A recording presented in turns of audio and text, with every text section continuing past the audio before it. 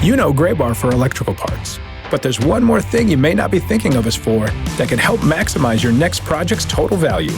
Our pre-project planning services are designed to help you win the bid, save on labor costs, and keep your installers productive across your entire build. The sooner you call us, the better. Because when we're there from the beginning, we can anticipate your needs and help you solve problems before they become problems. Yep, Gray Bar does that.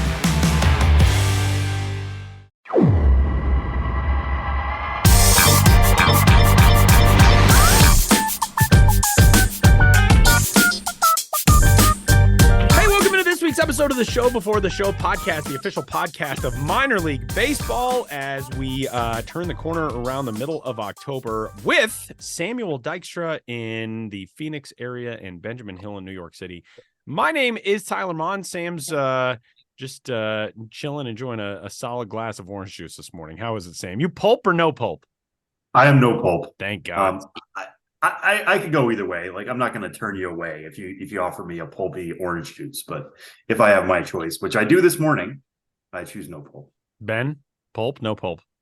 I'm agnostic as an adult. As a kid, that was an absolute. As a picky eater, as a kid, that was an absolute the worst. Deal breaker. Like, yeah. I just on a deep fundamental level found it disgusting. But I look back at a lot of my little kid habits, and I'm just like, oh my God, man.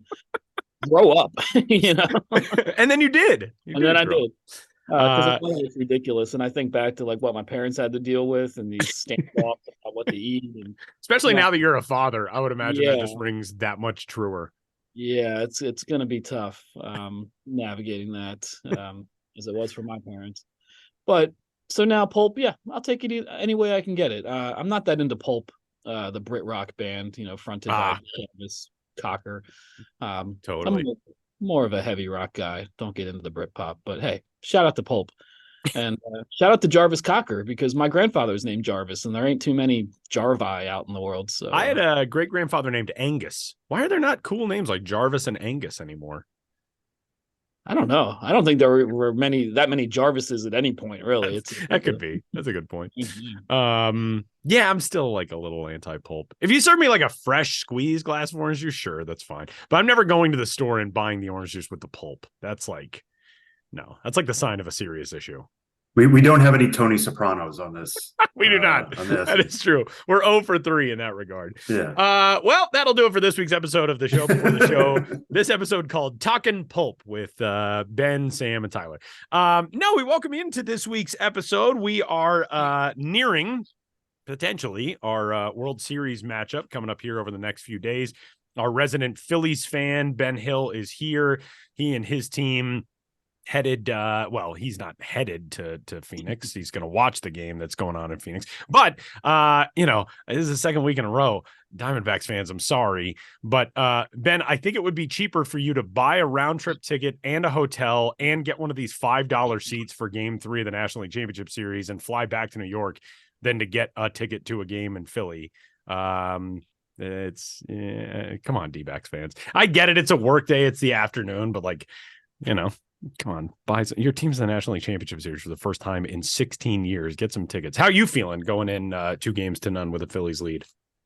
Oh, I've just been enjoying it every step of the way. I actually got to go to game 1 on Monday, which was great. And I went with my mom. It was her first Phillies postseason game since I don't know what game it was, but the 1983 World Series. Wow. So she'd taken 40 years off. She only really got back into the Phillies this year.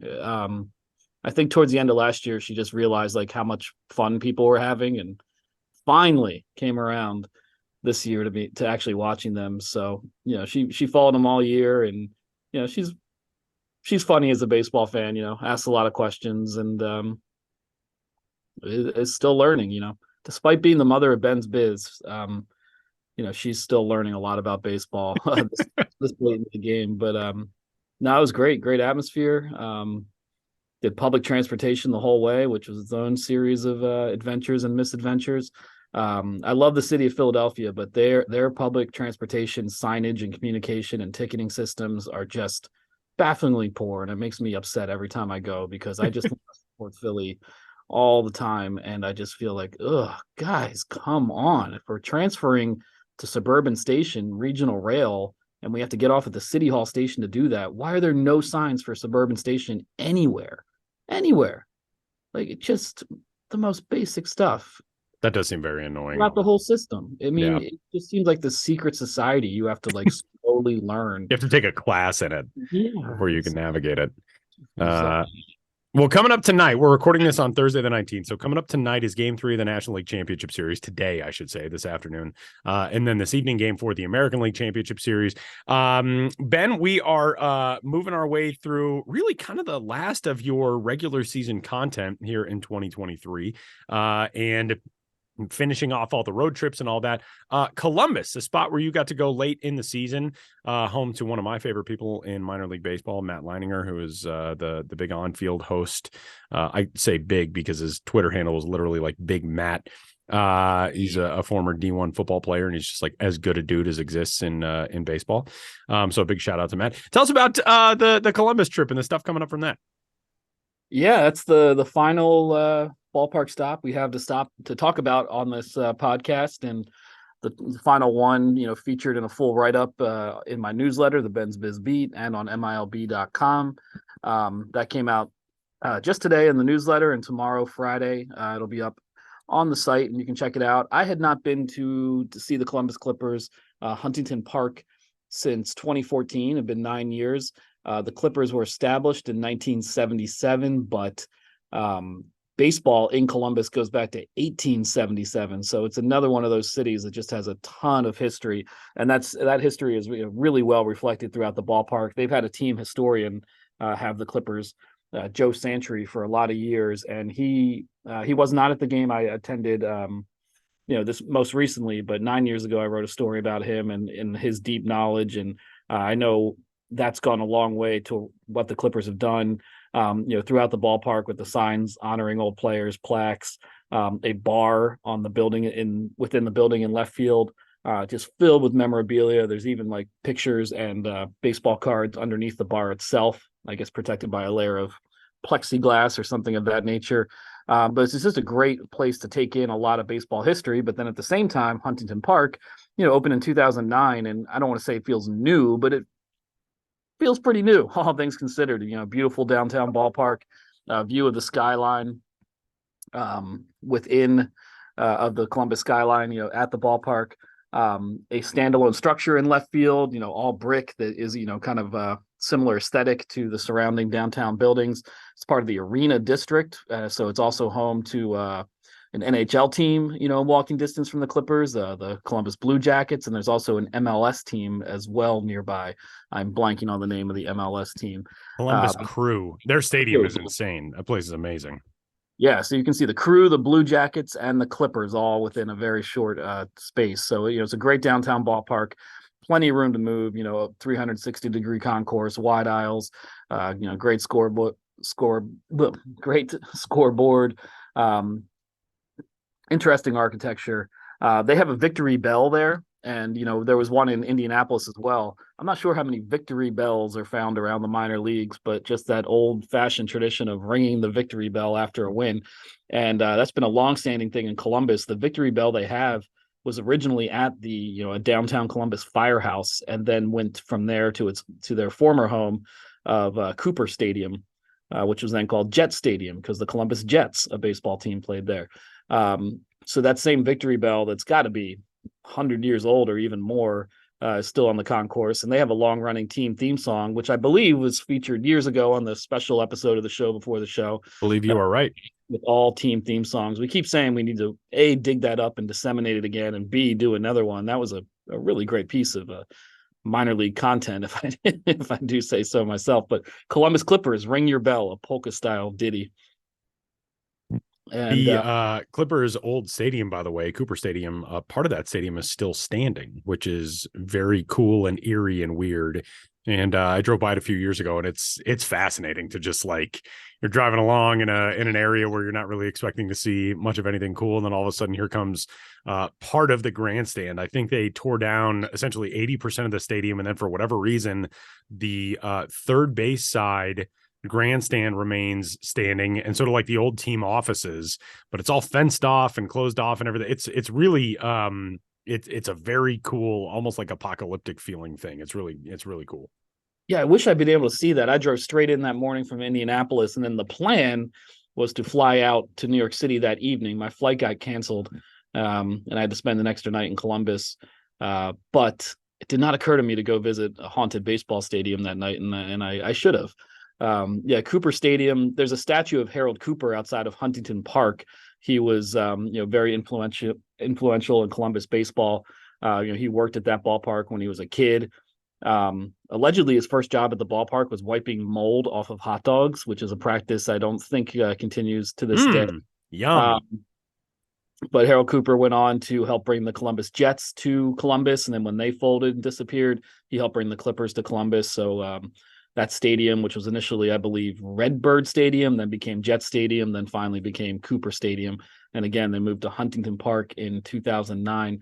Another little interesting bit of history in that ballpark. It's not on display, but I was talking to Chris Sprague, the team's media relations director. I'm not sure his exact title, but he's been with the Clippers, and he worked for the International League itself for many years. So he knows a lot about the team and its history. He took me up to the team offices, where in those team offices, you can find the Governor's Cup. You remember the Governor's Cup, of course. It was awarded to the winner of the International League from 1933 through 2019. Then after the reorganization of minor league baseball, different playoff system, I guess it was discontinued, but because the Clippers won the cup in 2019, it's just still there. And I hope they find a way, by they, I mean just in the International League, minor league baseball, find a way to bring the Governor's Cup back into circulation, because it's a really heavy, big, impressive, and it's literally like a cup, big trophy style cup, and has the winners engraved. And it's kind of like the Stanley Cup in that, it goes from team to team. It's the same one that goes there year to year. I was told, though, however, that was actually the third Governor's Cup since it had been established in 1933, and the second one met its untimely demise. And I remembered this once it was mentioned again to me, but the Scranton Wilkes-Barre Rail Riders won the Governor's Cup in 2008. They had it on display in their team offices, and in 2009, an angry fan who was really irate over like a catering issue picked it up and smashed it. What? Yeah. Holy cow. That is an incredible minor league baseball story. I feel like we need like a true crime podcast about that. Yeah. Yeah. I did find a little local news article about it. I'm not sure if we covered it on MILB.com, but I was like, what a fascinating little tale the time the Governor's Cup got destroyed. So I guess they got a new one, hopefully in time for that 2009 winner.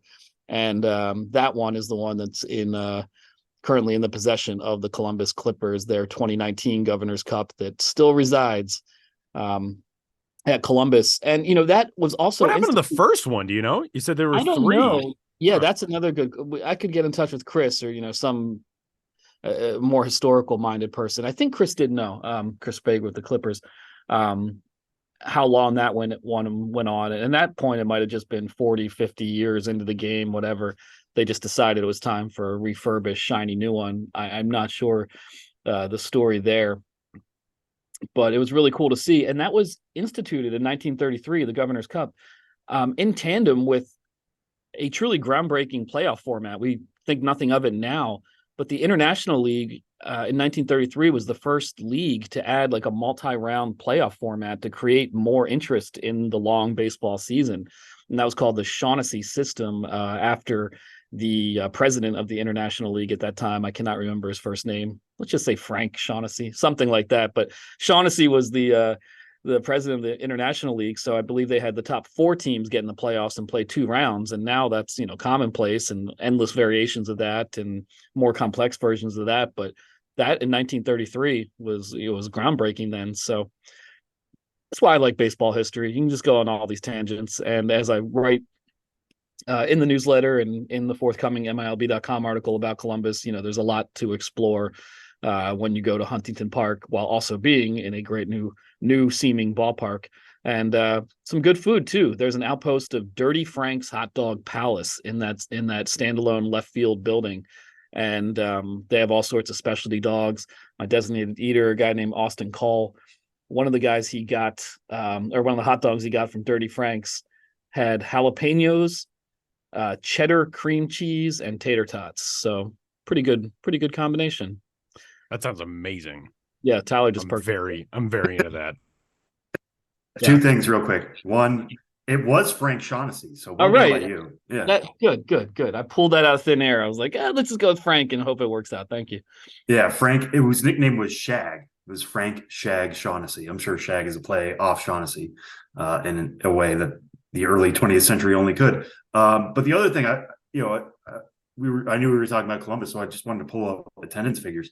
Attendance this year in Columbus, they were second in AAA with an average of 7,847 fans per game.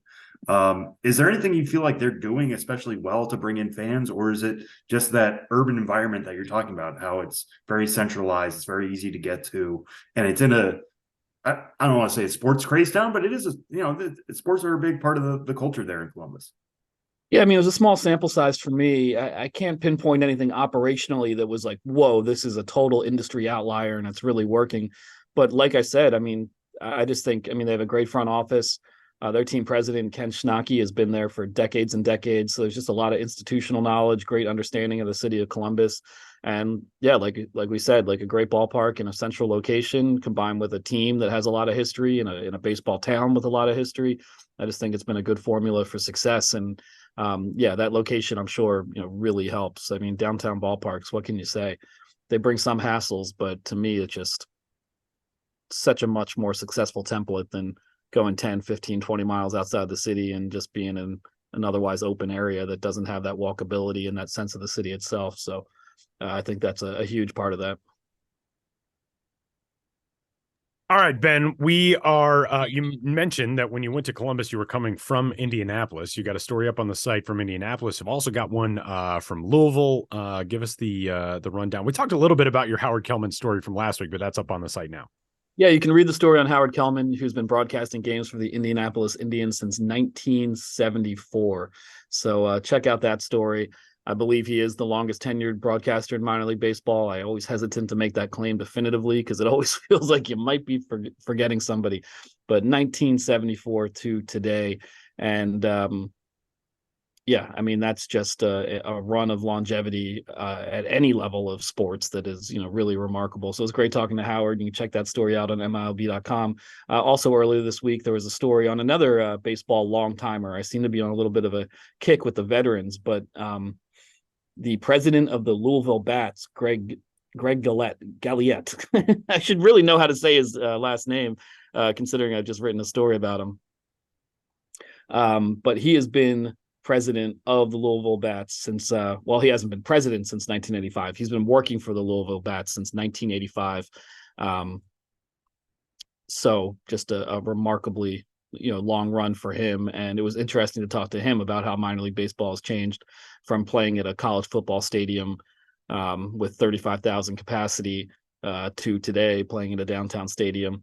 And, so get into that a little bit, some of his early memories at Cardinal Stadium, the concerts they hosted there, Grateful Dead fans camping out around the ballpark and hanging their laundry outside his office, that kind of thing. I like talking to people about, different eras of minor league baseball and ones that seem particularly foreign to us, as we navigate today's landscape. All right, Ben. Well, we're going to pivot and talk about one of the best times of the year, and that is fast approaching. It's Logovember coming up in just a couple of weeks. Now, obviously, the days in minor league baseball are much different now in terms of how many rebrands we've got every offseason, redesigns, refreshes for team brands. But we do know that we got a couple of teams that are headed toward new looks in 2024, and a team who teased something big coming on November 1st is the Greensboro Grasshoppers. What do you know out of Greensboro? Yeah, not much, or certainly not much I can say right now. But November 1st, event at the ballpark, teasing a new era of Grasshoppers baseball, and that will kick off so-called Logovember. I believe it was Brandiose, the logo design company, who came up with Logovember, but now it just seems to be used every year, is just for those who pay attention, that type of thing. And we had some very robust Logovembers for a lot of years, but since the COVID season and the reorganization of minor league baseball, the financial uncertainty, this uncertainty around the industry, obviously less money to invest in such things with COVID and what a hit the teams took with that. Bottom line, processes have changed somewhat, for new logos and for rebrands and that kind of thing. It's been a little slow the last couple of years, and this year will not be as maybe robust as, let's say, I don't know, 2018 or so. But I feel like it's on the way back up. Some refreshes, some rebrands, some tweaking, some full-scale reinvention. It'll vary team by team, but we'll have a run of those to look forward to starting in November, and we'll see what the Greensboro Grasshoppers have up their sleeve or under their wing, or however you want to say it, on November 1st. He is Benjamin Hill. You can find him all over the social medias at Ben's Biz and The Ben's Biz, and you can find his stuff, of course, at MILB.com. And looking forward to getting a chance to talk some logo nerdery coming up here in a few weeks. Thanks, Ben. Yeah, Tyler, you're the man for the job when it comes to logo nerdery, and we'll go hard. Can't wait. Until then.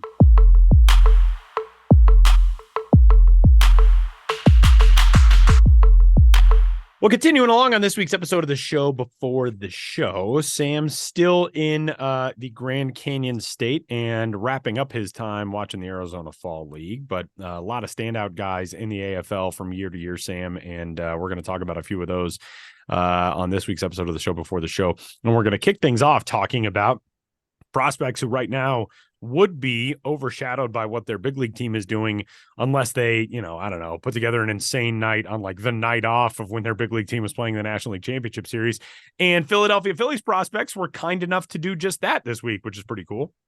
Yeah, so I was at the game in Scottsdale last night, and some of these Phillies guys have really stood out during my time here. Whenever I go to a Scottsdale Scorpions game, Gabriel Rincones Jr. in particular, I feel like has had a really strong fall, but also Oliver Dunn has done that too. And, when I pick my storylines every night, part of the consideration has to be like, hey, is anybody going to see this? So if a Phillies guy does really well on a night where the Phillies win, say 10-0 in game 2 of the NLCS, nobody's going to see it. And that makes it a little bit more difficult. That's something we have to consider in what we write. So like you said, I was at the Scottsdale game on Wednesday, and as the game was slowly unfolding, you realized how good the Phillies prospects in that game were collectively doing. It ended up being that there were 4 prospects in the game from the Phillies for Scottsdale. They went a combined 11 for 15 with 7 runs scored and 6 RBIs. Scottsdale ended up winning 98 on a walk-off win. They got the win because Oliver Dunn, a Phillies prospect, who they actually got from the Yankees in the minor league portion of the Rule 5 draft last year, he delivered the walk-off win with a walk. And he had some really good takes in that at bat. He was going up against Jacob Wallace, a Royals right-handed reliever. I was talking to him afterwards, and he was saying there were a lot of cutters that he was laying off because he thought they were going to be a foot outside. And then at the last second, they would jolt towards the plate. And he was very happy that he was laying off those pitches, but they were some very close calls. He said it was his first walk-off ever at any level. He's never done that in Little League, high school, anywhere, pros, what have you. So that was pretty cool. So you could kind of tell because he didn't know how to celebrate. He got the walk-off win. He went about 10 feet up the line to first base, and they got Gatorade dumped on him. And was like, yeah, I did it. And then slowly started walking towards the dugout. And everybody's like, no, you need to go to all right, base. this is it. Yeah. And yeah, Surprise actually threw the ball over to first base just to be like, hey, can we call him out for like not actually reaching the base, but the umpires let it go. But yeah, so he did really well. Gabriel Rincones Jr. actually had a triple to center field that TrackMan said would have gone 452 feet. But the batter's eye in Scottsdale is in play. Right. Which is very confusing. I'm surprised they don't put a line. Unique. Yeah. Yeah, like where the wall would be and everything above that yellow line. But they don't do that in Scottsdale. They do that in most places. So he hustled the whole way. He'd said afterwards, like, I knew I hit it well, but I wasn't going to get like a cheap double out of this. I knew I needed to hustle until somebody told me it was a home run. So I do credit to him for A, hitting that ball, and then B, actually working his way through with the triple, because I thought it was gone off the bat. It should have been gone. 452 should not be a triple. But yeah, those guys, one thing I wanted to talk to them about was like, hey, the Phillies organization right now is fueled by its bats. You see Kyle Schwarber, Nick Castellanos, Bryce Harper. These guys are going off in the postseason with home runs. They are playing with long ball. This is not just like we're going to dink and dunk runs. They are swinging for the fences and they are connecting. How does that trickle down? And they said it's not so much swinging for the fences that they are taking away from what the Major League Club is doing. It's getting your pitch and not missing. Having a disciplined approach to know that, hey, if this ball is dead red, I'm going to swing, and I'm going to swing hard to make good contact. That's who we want to be. It's not just we're going to be swinging wildly and trying to be the next Kyle Schwarber, because there's only one Kyle Schwarber. One thing the Rincona said was like, everybody has a different swing. We know that. We're not trying to be somebody else that we're not. So it was just fascinating to talk to those guys, especially, on the run that the Major League team is, and to see that, like I said, trickle down to the minor leaguers and see them get hot at the same time. It's more of a funny coincidence than anything, but I do love that in the way baseball works, that this organization that we're all paying attention to, guess what? There are guys coming too, not far behind. Sam, another prospect who has kind of stood out to you in the early going of the AFL is the Chicago Cubs infield prospect, James Triantos. So it was the 56th overall pick back in 2021, a second round selection. This year played in 83 games between High A South Bend and Double A Tennessee. Only 3 of those games were Double A Tennessee, but so far you've liked what you've seen from him? Yeah, at least from the hitting side. And this is one reason I want to bring him up, because Triantos, since he was taken in the draft, like you said, Tyler, has always been known as a really, really good hitter. He's not a very big dude. I mean, you look at him, he's listed at 6'1". That might be on the big side, I think. He's a little bit smaller than that, but he's always hit really well. The guy can spray the ball around. He can take it where it's hit. It's mostly line drives right now. It's not a ton of power, but like there might be something in there as he kind of grows into it. He's still only 20 years old as we're talking here. He'll be turning 21 before next season. Yeah, he'll be turning 21 next January. So he's still plenty young, can hit the ball really well. You look at his stats so far, he's second in the fall league with a 488 average. He's 1.393 OPS is tops in the fall league, which is why I wanted to bring him up. He's just doing a really good job of spraying it around. He's getting triples by the bunches. He's not the fastest guy in the world either, but again, if you're hitting it in the gaps and hustling out of the box, which is something he told me he enjoys doing, like when he hits the ball, he's automatically looking for extra bases. That's going to happen. You're going to get your triples. So to see that play really well. The interesting thing for me with Triantos is what he's going to be defensively here in the fall league, because he's moved around so far. Some teams see him as an infielder. He's gotten a lot of time at second base. He's played some at third base, but they've also moved him to center field, which again, he's not the fastest guy in the world, but what he said to me was, as long as the ball's in front of me, I'll be okay. As long as I can see it and keep it in front of me and get my glove on it, I'll be fine. But they also tried him in left field the other night. Now, he's not going to play center field for the Cubs. I'm just telling you that right now, because guess who's in that organization? Pete Crow Armstrong, the best defensive player in the minor leagues. Now he's a major leaguer, but we just named him the defender of the year in minor league baseball. As long as PCA's in that org, Triantos isn't playing center. So they gave him a look in left. It's still a work in progress out there, very much so. His arm actually works really well. He had a couple plays at the plate that he got it there. Like he made it close because of his arm. But there was one play, it was a ball hit straight to him. He was clearly under it, would have been the third out of the inning, and he just straight up dropped it. It was almost like his brain turned off. In that it looked like, he was under it. He was settled under it. He's like, all he got to do is let it hit the glove and they'll be fine. And it didn't. So it's going to be a learning process for him out there if he's going to stick in left field. My thing is, if that's going to happen, he's going to need to add a little bit more power. But like so far, so good. Like I was saying in the fall league, he is doing that. He's slugging 805. He only has one home run, but again, the 4 triples are pushing that slugging percentage up. I'm just fascinated to see what he can be moving forward, because he started out this year with a torn meniscus. That's why he was so limited. That's why he's in the fall league, to make up for some of these at-bats. He's making most of the at-bats. It's just, what's the glove going to be? We'll find out at some point next year. He's probably going to return to Double-A in an optimistic way, maybe make Triple-A by the second half and be pushing for Wrigley by August, September. But he's got to get that glove figured out first. All right, Sam, a name that we have talked about a lot over the last couple of years, but obviously had a very up and down 2023 with various injuries and coming back from, the start of a season in which you thought, man, we're going to see this guy really factor into a big league rotation at some point soon. Didn't exactly go that way, but Ricky Tiedemann, who is finally healthy and getting back to work, this year only made really what felt like a handful of appearances. He did actually make 15 total starts this year. 11 of those were with Double-A New Hampshire, but an abbreviated season to say the least for the Blue Jays prospects. What have you seen out of Ricky Tiedemann? This is such an important time for him to be able to, face hitters, get some innings under his belt, and head into the offseason with some momentum.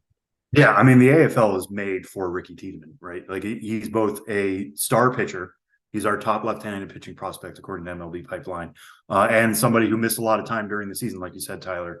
Had dealt with a shoulder injury in the spring, was dealing with biceps issues in the middle of the summer. I was talking to some Blue Jays sources, and they were telling me during the year, listen, Ricky wants to pitch. Like, if it was up to him, he would be out there throwing 6-7 innings. He thinks he's ready to go, but we know what we have in him, and we want to protect him. We don't want to push him too hard and have him get re-injured and have, a bicep turn into a forearm, turn into an elbow, turn into a Tommy John. So they protected him. Now he's in the AFL. His first 2 outings were both 5 innings. His third was 3, which I know caused some concern on Blue Jays Twitter, but that was because he was playing in the Goodyear triple header last Saturday. The games in that triple header were only 7 innings. So some teams were like, hey, we need pitchers to get work. Ricky, we're sorry, we can't have you take up 5/7 of this game. So they only allowed him to throw 3 innings. He struck out 5 in that game, gave up 1 run. So was his normal self, only walked 1. But what stood out to me in that game was he was actually getting stronger as it went along. Now, we talked to Jesus Cano, who works for us for MLB Pipeline, has been doing a tremendous job for us down here in Arizona, covering the AFL. And he was saying, like, I knew I was limited, so I was pumping it a little harder there at the end. But his last 10 fastballs were every single one of them, at 96 to 97 miles per hour. So the fact that he was gaining strength as it went along, was holding up well, could touch 97 there at the end, was really something to watch for me. His slider has looked really good. It's a sweeping slider. It's kind of long, but he throws it out of a 3/4 release, which makes it a little difficult to pick up. His changeup has always been really good. We were giving it plus grades coming out of last year. Righties can't really touch it that well. He can be a pretty dominant, like, number 2 starter. It's just going to come down to health. But as we're standing here right now, he's tied for the AFL lead with 18 strikeouts. He's done that in 13 innings.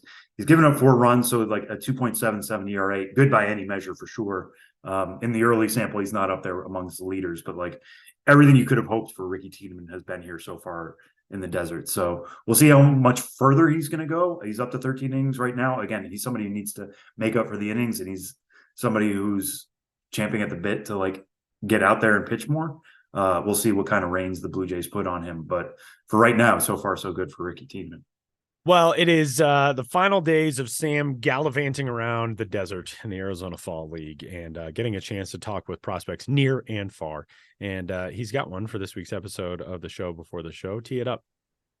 Yeah, so this week's interview is with Corey Rosier, a Boston Red Sox outfield prospect playing out here in the Arizona Fall League. One reason I wanted to talk to him was because he has a little bit of an interesting story. He was a 2021 draft pick, was taken in the 12th round that year by the Seattle Mariners. He's since been traded twice, first from the Mariners to the Padres, and then the Padres to the Red Sox in the Eric Hosmer deal. He actually went with Hosmer from the Padres to the Red Sox. So we talk a little bit about that. He's always been a speed guy. He sold 49 bases this year. He sold 40 bases a year ago. So he's always looking to push the issue on the base paths. And that plays really well into today's game. That's carried so far into the AFL. So we touch on that as well. And also just a bunch of minor league stuff, which I think made for a fun end to the interview. So stick through to the end and find out about some of Corey's thoughts. on minor league things he's seen so far. So here's me talking to Corey Rosier.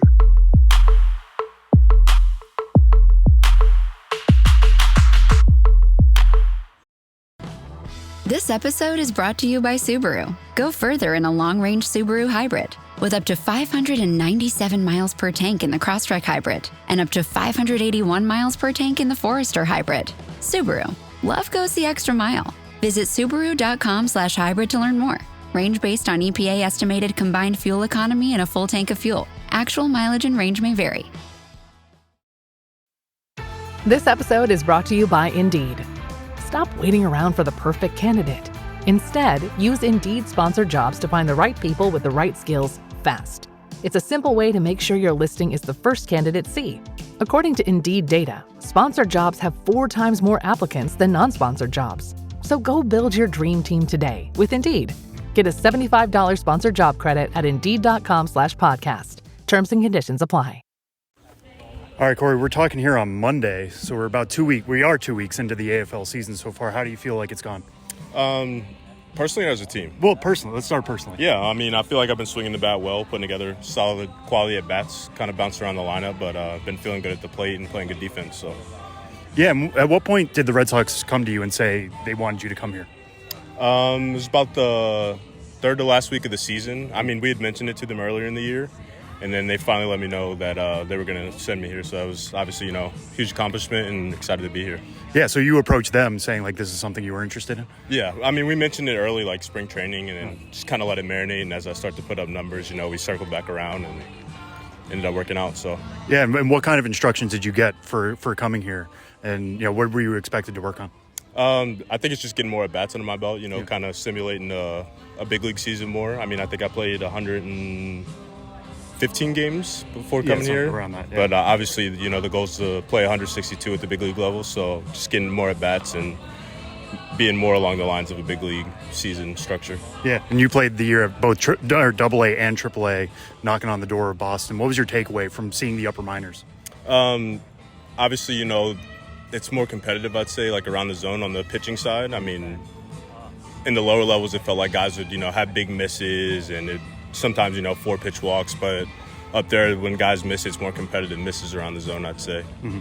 Yeah, and one thing that stood out to me looking at your numbers is that the slugging went up, but it was because you had more doubles, it felt like. What went into that? I think it was just, last offseason I had a hitting coach that I got with, and we worked on a couple of things that I knew I needed to work on, and really strengthening my top end, being a right-handed thrower, left-handed hitter, and I think that is what attributed to that. Yeah, what does that do for you when you are working on that top hand? How does that kind of manifest itself? Well, obviously, when you throw with the opposite hand, it makes that bottom hand dominant, which made my swing very flat. And it still is flat, which is why I can hit pitches up in the zone well, but it's certainly got a lot better since last year. So yeah, and how do you balance that then? Because you talk about hitting balls up in the zone. So much of modern pitching is throwing up in the zone. So how do you kind of marry those two? Well, I think if I'm on time for that pitch up there and can cover that, it's better for me to adjust down with the way that my swing works. So. Yeah, and you got a little bit of a taste of Worcester at the end. How close does that make you feel to Boston? I mean, it's literally one level away, man, and different things happen throughout a year. Guys have injuries or need certain guys to come up and do certain things in certain situations. So it's definitely cool to know that I'm that close, and playing against AAA guys that have been in the show, it shows that I'm right there with all of them. So. Yeah, and going back to that adjustment you were talking about, when did it feel like it really clicked in for you, that it was working?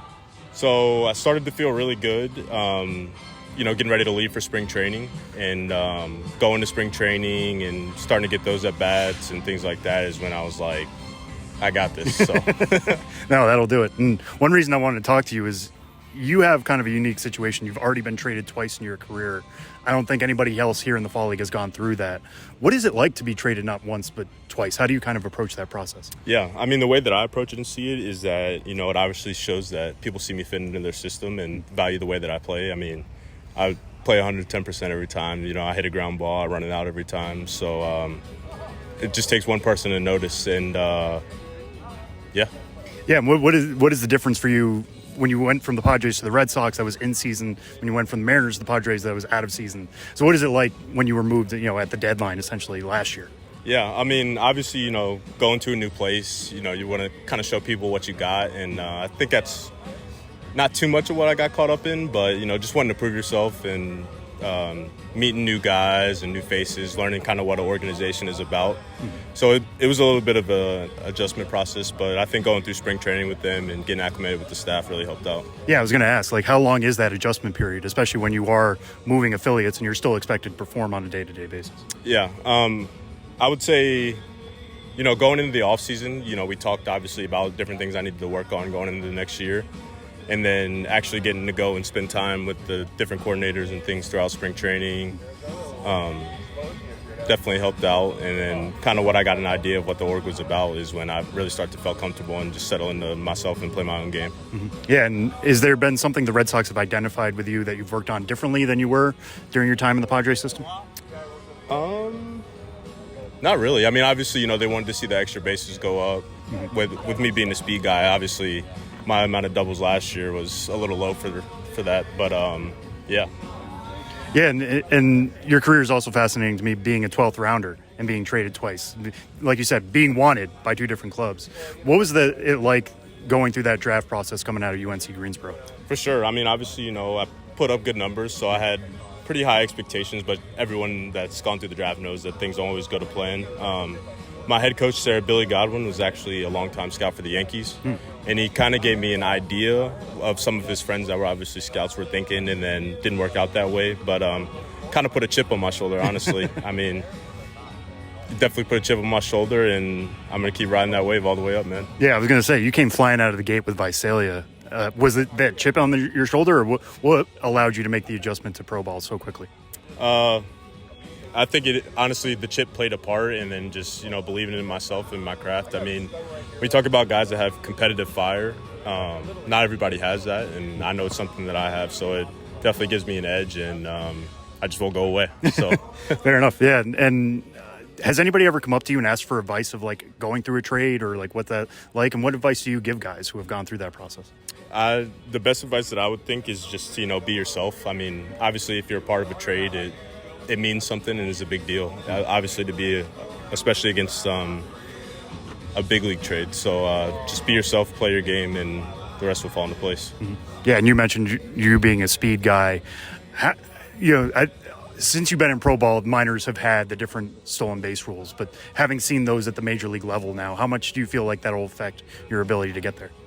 I think it'll obviously help, you know, to exploit those things and use it to my advantage. So, yeah, does that kind of put a little extra, not pressure, but like willingness on your part to show off speed and show you can be that guy who can take advantage of the rules? I think so, yeah. I mean, it's something that, you know, constantly wreaks havoc. You know, as soon as I get on base, it's in the back of guys' minds. So they'd like to throw a lot of guys' fastballs that hit behind me, and then, you know, he's got to change his motion. He can't go high leg kick because it's going to be a free stolen base every time. So right.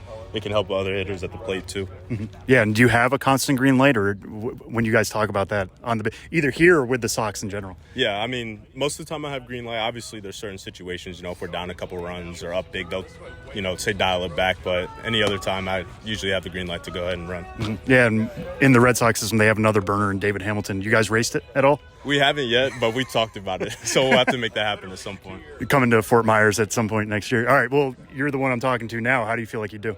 I think I'd give him a run for his money, honestly. I mean, you know, he's broken the record, but I think it would be a lot closer race than people would think. All right. Well, maybe you guys do a best out of 10 or something like that in Fort Myers next year. All right. And just like going into next year, you know, kind of anticipating this offseason, you talked about working with a hitting coach. Is that going to continue? What are your kind of plans for the offseason? Yeah, so that hitting coach and where I worked out was in Tampa. So after this, I'll definitely plan on going back, obviously, you know, with the success I had. And there's a lot of big leaguers who hit with him. So just soaking up that knowledge from them and keep working and grinding. So, any big leaguers in particular you've gravitated towards in those conversations? Yeah, so when I signed with Seattle, as you know, right. And I met Julio Rodriguez there. And that's a pretty good one to learn from. Yeah, and he happened to lift at the same place, so he ended up actually introducing me to the hitting coach. Oh, okay. Yeah, and he's a really cool guy, so I would say he's one, and then you know Manuel Margot. Yeah, of course. Yeah, former Red Sox prospect too. Yeah, outfielder? He was, in my groups a lot and talked with him a lot. And, the list of names, though, is unbelievable. So even just sitting there watching, I'm constantly trying to pick up any little thing that I can get just through their routine and kind of how they go about things. So. Right. Yeah, and obviously Julio has been a phenom the last 2 years in the majors. What is something you picked up from him just watching him? His work ethic is really good, man. It's one thing to, have talent, but then to have talent and then still work hard, that's why he's doing what he's doing. So, yeah, no, fair enough. All right, well, this is a minor league podcast, so I want to ask a couple of quick fire questions. What is your favorite hat you've worn in the minors so far? Ooh, favorite hat? Because you've won a few of them, so you got a lot to choose from. For sure. I think it was honestly with Portland. I think a lot of guys throughout the Eastern League actually voted our hats the best. And we had this, for Memorial Day, we had these green military ones that were really cool. There you go. Either that one or the 4th of July, I'd say. All right, fair enough. And well, kind of touching on that, being in Portland, being in Worcester, you get to experience New England. Red Sox are the team in New England. What is it like tapping into that culture and just seeing what the fan base is like? Yeah, obviously they're very supportive. People come from all over to, see us play and things like that, and they're all very supportive. There's a lot of families and kids that were, DMing on Instagram, wishing you the best. So it's really cool to experience something like that and know that you have people behind you rooting you on. So, how many lobster rolls did you have? I had my fair share, for sure. Well, there you go. That's the place to have them. Absolutely. All right, well, the next one. What is your favorite minor league alternate identity that you've worn so far? Is that like the special? Yeah, specialty jersey. It could be one of the food ones, could be one of the holiday ones or Marvel ones, whatever. I enjoyed the Marvel night. I'm a big Marvel fan. Okay. So wearing those uniforms. I don't know if we wore one in Portland this year, but I know last year in Fort Wayne we did. So. Right. All right, so what's your favorite Marvel movie? Favorite Marvel movie? It's such a hard... I know, yeah. Right. What first comes to mind? Or the first 3 or so that come to mind? Put it that way. I would say the second Avengers one. Which one is that? It's Age of Ultron or the Endgame? Endgame. Oh, yeah. That's a good one. All right. What is your favorite minor league road city to play in? Favorite road city? Can I give you my favorite field? Sure. That works too. Hartford. Yeah. That one was sick, man. Their facilities there were top of the line. And also Worcester, man. That was a beautiful ballpark too. Right. So what did you like most about playing in Worcester? I would say the support.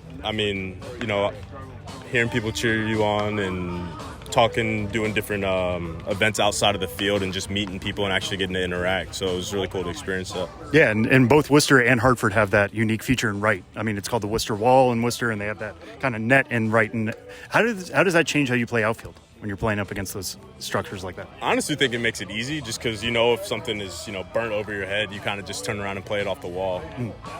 Well, yeah, and if you're playing in Boston someday, you might be going up against the Green Monster. How much do you envision that, or how much do you guys even practice that in the Red Sox system, knowing that could be coming someday? Yeah, I think the best time, honestly, is during BP, getting live reads off the bat because that's the most simulated the game-like reps. And really locking in you don't have to do it the whole time, but really taking a round of power shagging, I think, goes a long way. Mm-hmm. And given all the teammates you've played with, either here, Worcester, Portland, beyond, wherever, what is one tool you would steal from somebody else and give it to your game? Ooh. That's a good question. Do you know who Joshua Mears is? Yeah, of course. Yeah. His raw power. His raw power, yeah. Right. I think everybody would take that if they could. The ball a long way. Right, yeah. No, that's a great one. All right, well, thanks so much, Corey. I appreciate it. Absolutely, brother. Best of luck the rest of the way. Appreciate it. Thank you.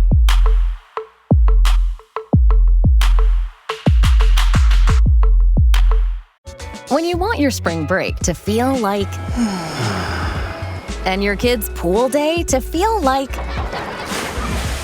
and your hotel bed to feel like... ooh, and room service to feel like... because at Hilton, hospitality feels like... Your cabana's ready. Would you like fresh towels? it matters where you stay. Book now at Hilton.com. Hilton, for the stay.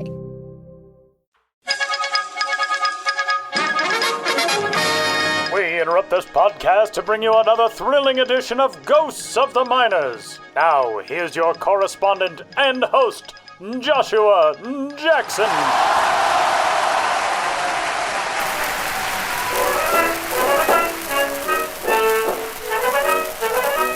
Welcome back to Ghosts of the Miners. Minors, in which all of you out there in Radio Land must identify the legitimate historical ball club or player hiding amidst the fraudulent pair.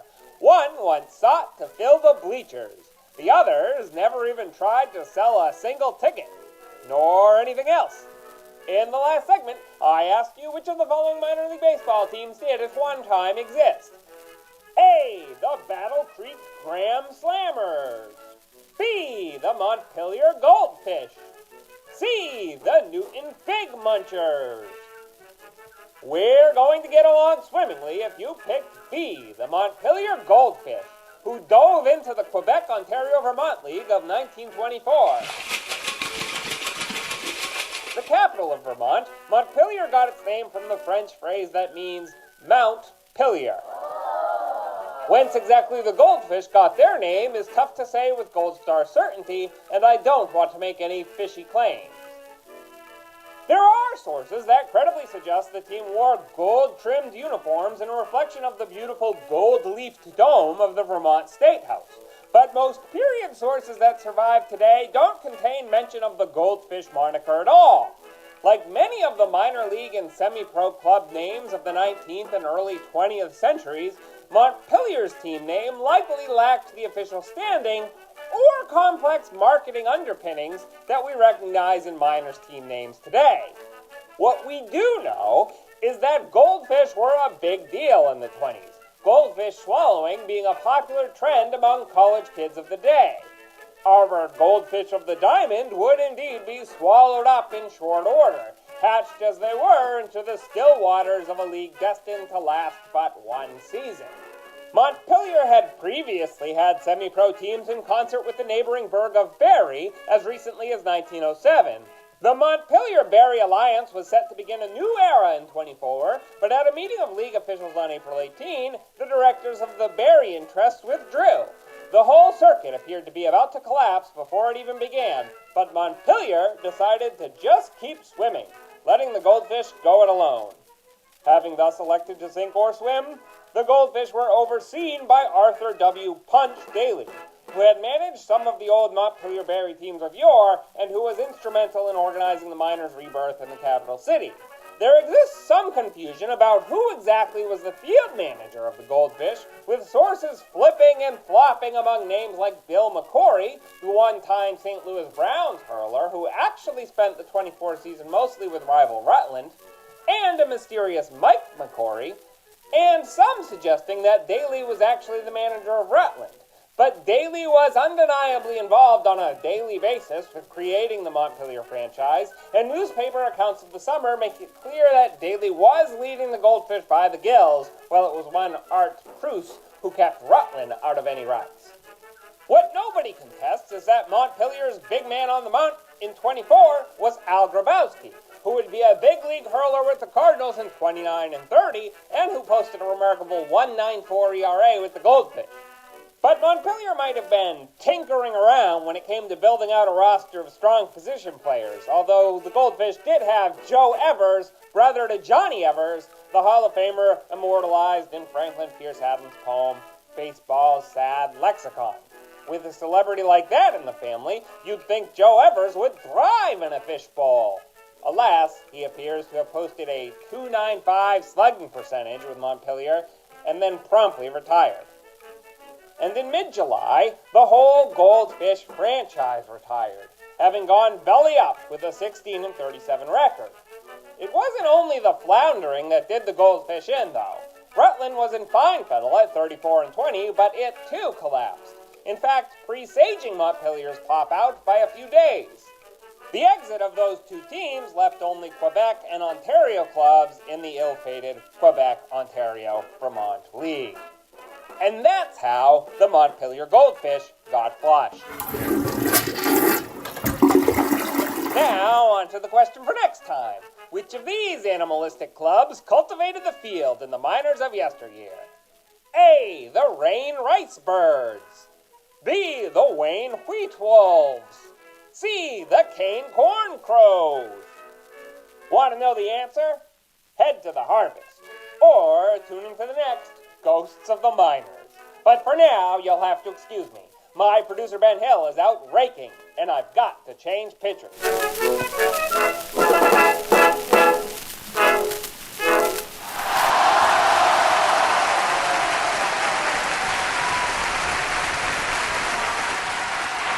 Big thanks to everybody who has joined the show on this week's episode of The Show Before the Show, including Corey Rosier, the Boston Red Sox, Josh Jackson stopping by for Ghost of the Miners, Benjamin Hill earlier as well. We are nearing the World Series and matchup of two teams who will play to be the one here in 2023. Last week, we kind of gave our predictions. I hedged my bets by saying I thought it would end up being Phillies Astros, but I was kind of pulling for Phillies Rangers.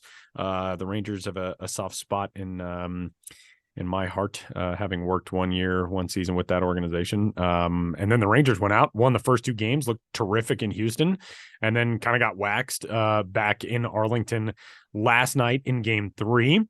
The D-backs, game 1 looked like maybe they were going to be able to sneak in late and steal that game. Game 2, they just kind of forgot to show up.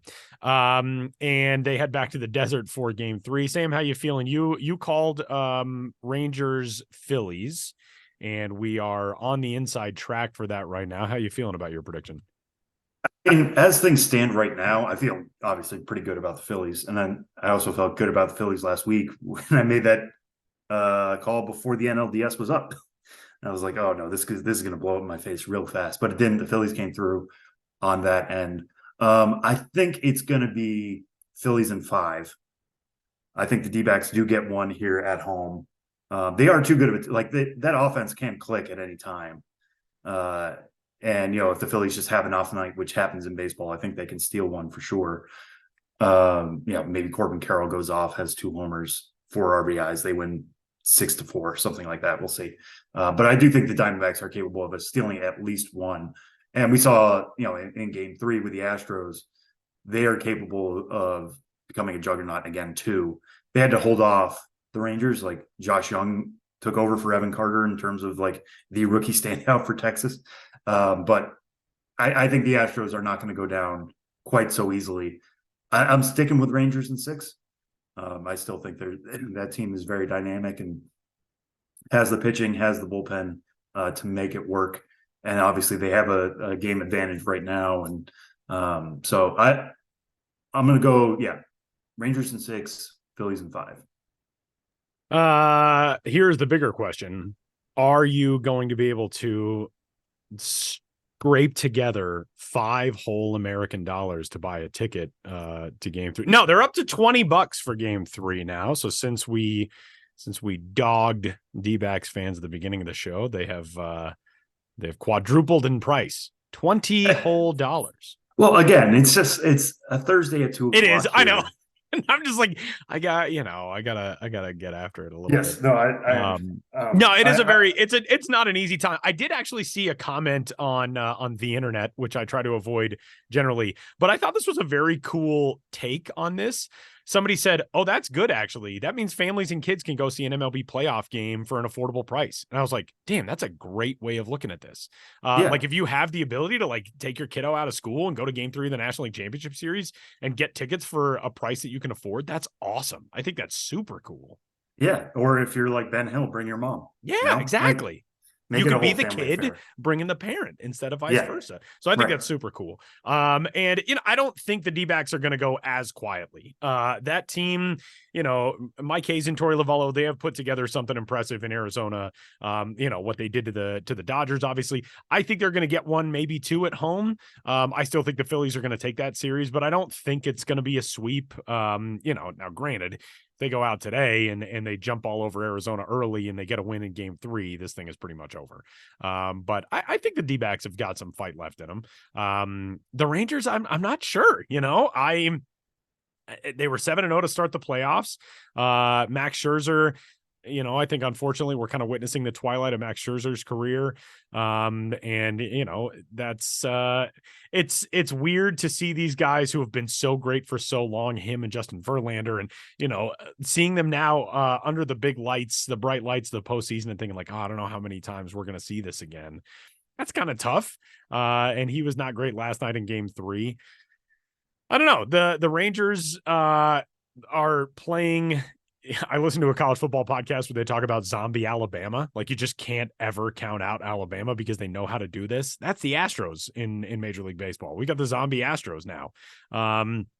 I don't know. I got no idea how to predict that series still. I think the Phillies are going to handle the rest of the NLCS. But if the Astros came back and reeled off the next 3 and won it in 6, I can't say I'd be completely surprised. And that's what makes the playoffs so fun, you know? Yeah, and one thing I love about this series so far is there have been 3 games. The road team has won every game. Yeah. The Rangers were not, I don't know, they weren't overwhelmed by the moment by playing in Houston, which, like, Houston is very comfortable playing in the ALCS at home. They weren't overwhelmed by that, and the Astros aren't overwhelmed by anything in the playoffs and take game 3 going back. So, like, neither of these teams are scared of what's in front of them. And that trickles down to Evan Carter. Evan Carter is like one of the most even-keeled players I've ever seen. Yeah. Never mind rookies, just overall. I remember talking to him in April and just noticing, like, this guy is so comfortable talking about himself, about his story, about who he is as a baseball player. And that's carried straight through to the majors. And the Rangers have a bunch of those guys. Corey Seager is not somebody who gets too high, too low. Marcus Semien doesn't get too high, too low. Like, that team is built around those dudes. It's pretty funny. Compare that to the Phillies, who are always too high. Right, exactly. They make that work. And they ride it. Yeah, they make it work. It is funny, after the American League Division Series, they interviewed Corey Seager on MLB Network. And, you and I talked to Corey Seager a ton as he was coming up. Did we ever have Corey Seager on the show? I don't think we ever had him on the show. I don't think we did, but I'll look that up while you're talking. Go ahead. But we'd talk to him at AA and at AAA, and he's coming up with the Dodgers, and he's a stud. He's already got big league bloodlines. Kyle's already showing out in the majors and all that. Corey Seager was nothing if not an extremely polite and very even-keeled interview every single time we talked. And they're talking to him on MLB Network after the Rangers won the division series. And I thought, oh, he's the same exact dude. Like, he is the same guy being interviewed. And that's great. Good for him, to be a big league star, to be leading a team, to the precipice of the World Series and still just be the same guy that you've been throughout your baseball life. I think that's awesome. Same goes for Kyle Schwarber. I was watching him being interviewed by Tom Verducci, by Matt Weiner, I believe, a couple days ago. And Kyle Schwarber seems like the same guy who we used to talk to when he was coming up in the minor leagues. That always makes you really happy when these guys who you've seen grow and come up throughout their time, and now they're having all the success at the big league level, and they just seem to be kind of the same dudes that they were. I find that very cool. And kind of along those lines, Bryce Harper, who was like before my time covering, like my first year was the year he got called up to the majors. So I never interviewed Bryce Harper or anything like that, but certainly remember him, Trout, and Matt Moore being like the big 3 of when I started covering prospects. But he had a great quote the other night, which was about how this is not pressure to him. Pressure was getting taken first overall in the draft. Like, trying to go into junior college at such a young age and being like, this is all so I can sign a big deal coming out of school. That was pressure to me. Everything after that is fine. Like, I've handled that before, and this is gravy to me, and I'm just having fun. And you can tell. And I love that. I love that perspective. He really is. We've talked about this before on the show. Bryce Harper, love him or hate him, the thing that I have always appreciated most about Bryce Harper is that he so unapologetically loves baseball. Mm-hmm. And I think we live in a world where people have to so often apologize for what they like about baseball, and that it's not the NFL and it's not the NBA and it's not, the cliche sport that Taylor Swift is showing up to and all that kind of stuff. Bryce Harper is so unapologetic about his love for the game and his desire to be one of the greatest who's ever done it. And the fact that, he was on the cover of Sports Illustrated at 15, 16, whatever it was. He has never left the public consciousness since then. And he just continues to do the job and keeps getting better. He homers on his birthday in the National League Championship Series. He is on the verge of leading a team to back-to-back National League pennants. He's doing it as one of the most visible stars of the sport. Is he as great a player as Mike Trout? No. But has he taken on the mantle of all the pressure that you could ever put on a teenage athlete and somehow been as good as the expectations that were set for him, that's incredible. I think he's done all that. And the fact that we still might have 10 plus years of Bryce Harper to watch is pretty damn cool as well, especially now that he's taken to first base so well and, might continue to move around as he gets healthy again. But man, what an amazing guy to be an asset for this game and to be doing what he's doing in Philly. I also think it's very cool that we are thankfully, thank goodness, hopefully never again going to see a neutral site World Series. But the fact there was a World Series played in that new ballpark in Texas, and you thought like, man, that's so weird. The Rangers didn't get a chance to play in the first World Series at their home park. They can do that now. It's only 3 years later, and the Rangers can finally do that. I think that's very cool for the Rangers and Rangers fans. Yeah, I was going to say, especially for the fans. Yeah. And watching their park being used in that way. And I get it, why it was, but now being able to participate in that, we'll see. Like, again, not ruling out a lot to be decided. Right. Yes. Yeah. They're playing meaningful ALCS games, which is pretty dang cool in its own right. So a lot still to be determined in the American League and National League Championship Series. And of course, by next week, when we more than likely know where we are headed for game 1 of the World Series, we will be with you all the way through as baseball crowns a champion here in 2023. For Sam Dykstra, Benjamin Hill, Josh Jackson, and everyone else at MILB, my name is Tyler Maun. That'll do it for this week's episode of the Show Before the Show. We'll catch you next week.